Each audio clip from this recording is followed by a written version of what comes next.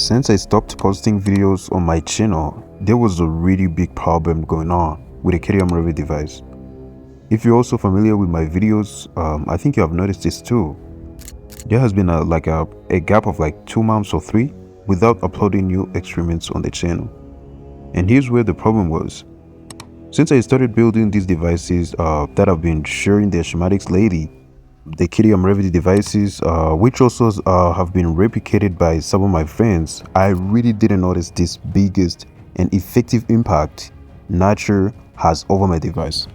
These devices, the Keidium devices, function seasonally. By seasonally, I mean there are times that they perform extremely perfect, and other times they perform at the lowest level or don't perform at all. Well, you may not believe what I'm actually saying right now, but these devices are not currently active to produce the anti-gravity effect. I don't really know if Grebennikov also faced the same issues, but this is actually crazy, to be honest. It seems like the device chooses the moment it wants to operate into and the moment it don't want to.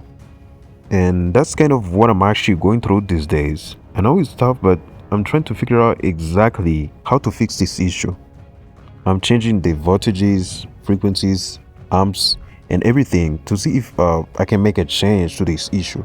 And of course, there's a lot of companies, electronic companies actually, which are burning out on a daily basis, and it's kind of freaking me out because I've already run out of budget, and that's why I created this short video to give you the updates about this fascinating project of the Keidium device.